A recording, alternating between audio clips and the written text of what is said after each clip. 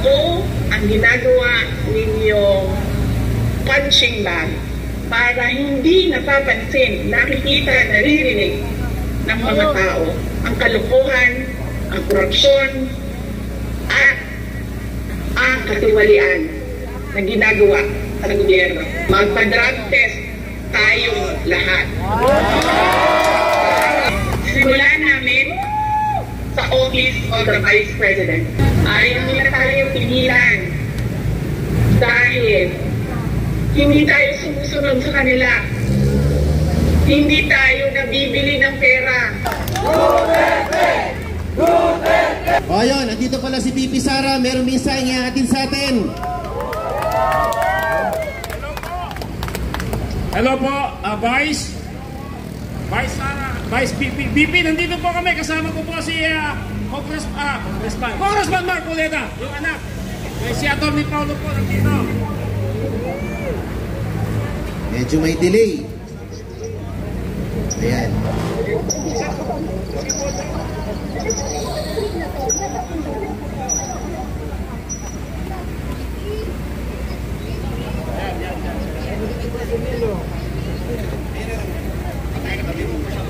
VP, so andito po yung mga tao ngayon, andito rin ang si Attorney Paulo Marcoleta. Guys, online po nandito si VP and may mensahe po siya sa iyo, sa inyong lahat. Duterte! Ayan. Duterte! Duterte! Duterte! Duterte! Duterte! Ayan, pakinggan na po natin siya. VP.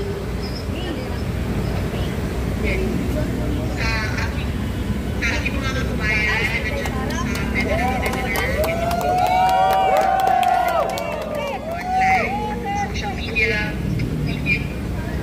nagpapasalamat po ako sa inyong suporta sa akin. At nagpapasalamat po ako sa pagprotekta nyo ng buhay sa Inday Kanuret. First President, Vice President, lalo na bukas dahil meron na naman po hearing sa House of Representatives na Committee on Governance. Nagpapasalamat din po ang pamilya, ang President Lopez, lalo na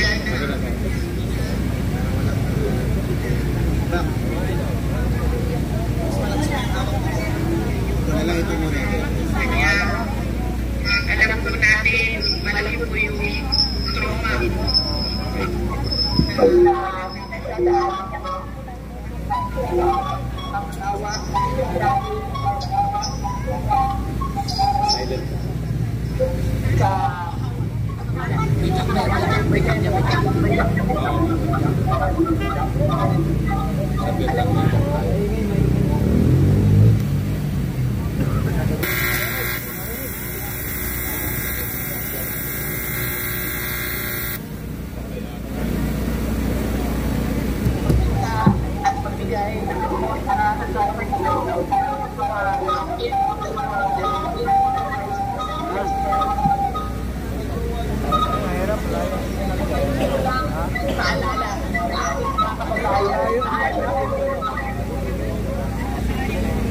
May karapatan sa peaceful assembly. Tayo ay may karapatan. Kung ano yung nararamdaman natin, ang gusto natin makita mula sa ating gobyerno. Ang gusto natin makita ay genuine public service. Kung maalala niyo po, hindi ako sumama o sumali kahit sa anumang panawagan ng pagtanggal sa Pangulong Marcos sa kanyang pwesto. Umisa ako sa rally ng Kingdom of Jesus Christ sa Bonifacio noon dahil nakita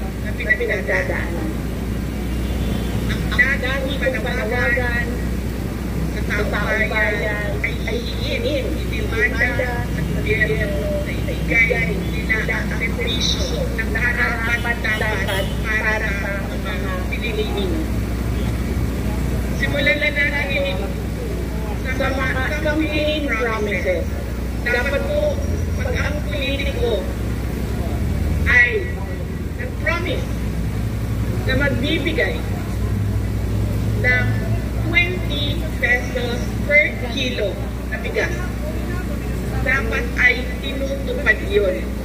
Dahil binoto ka ng mga tao base sa mga sinabi mo.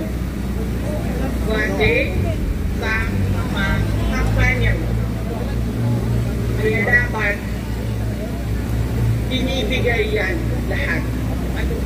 Ano man ang sinabi ng isang tao, ng isang politiko, ng isang kandidato sa entablado, dapat nakikita yan ng taong bayan. At higit pa, dapat ang nakikita natin.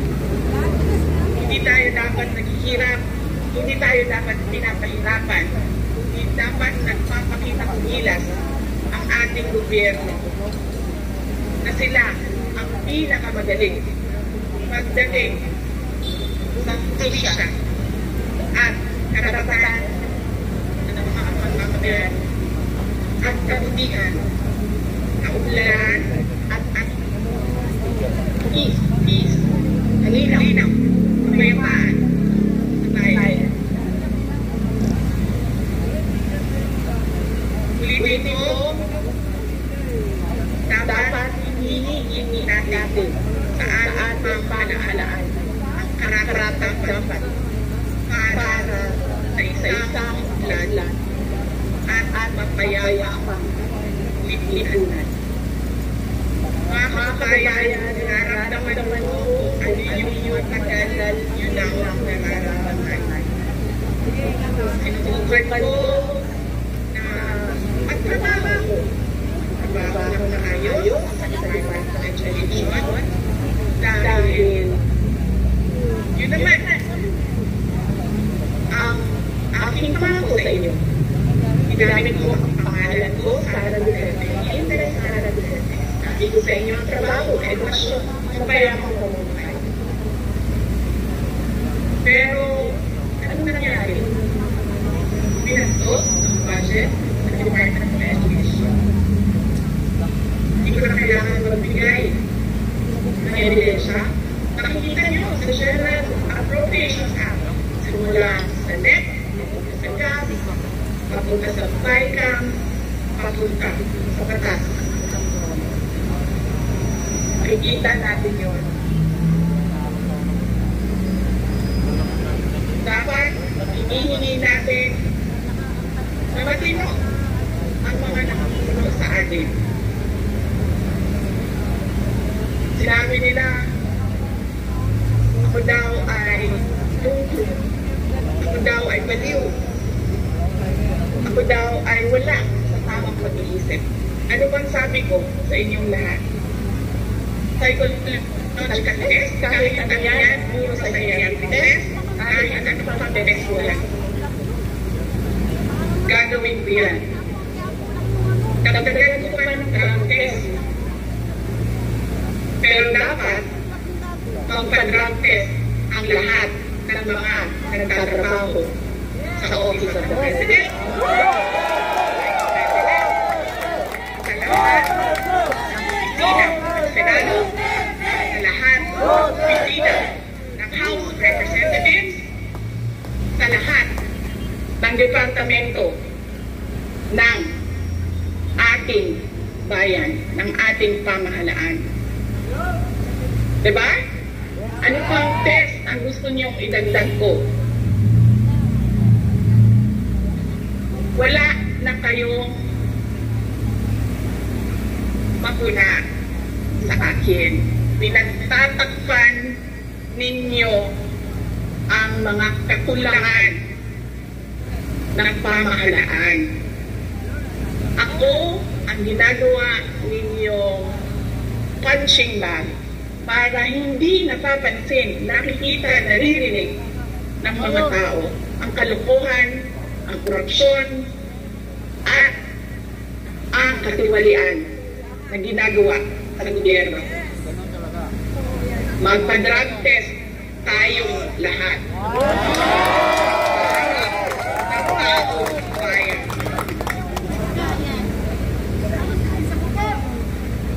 Dalawa lang yan, mga kababayan.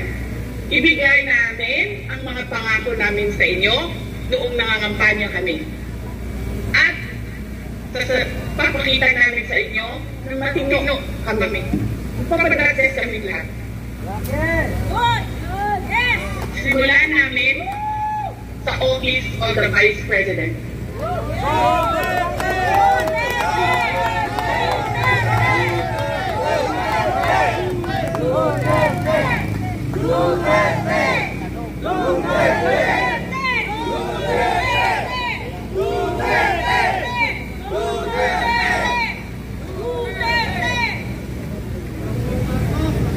Ayaw nila tayo pigilan dahil hindi tayo sumusunod sa kanila. Hindi tayo nabibili ng pera. Ano pa ba ang kailangan ng isang taong sanay na sa hirap na wala na siyang ibang alam kundi ang maging mahirap dahil hindi niya nakikita ang hustisya mula sa gobyerno? Mabibili mo pa ba yan? Hindi na. Dahil ang tao sanay sa hirap. Mali yun. Mali yun. Na ang taong bayan ay naghihirap.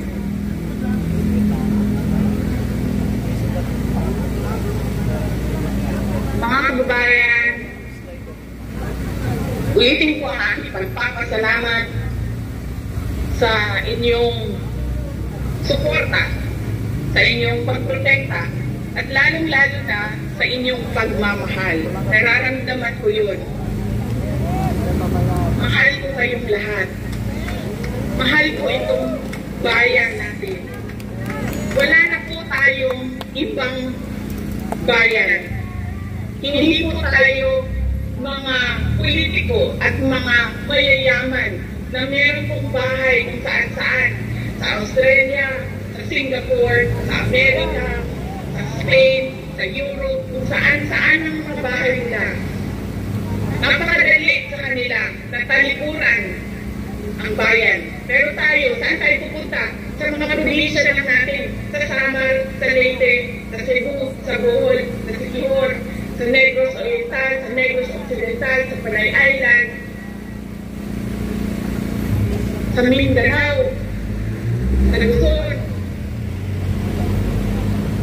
Doon lang tayo makakapunta, makakauwi kung magulo ang bayan. Pero ang mga mayayaman at mga politiko, iiwanan lang tayo. Kaya mga kababayan, siguraduhin nyo na hinihingi ninyo sa gobyerno kung ano yung karapat-dapat para sa ating lahat. Hindi lang karapat-dapat para sa mga politiko at mayayaman.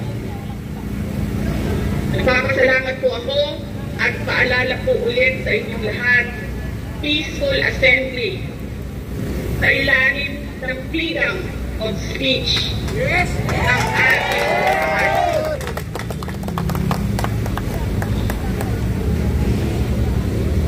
Maraming salamat po. Magandang gabi sa inyong lahat.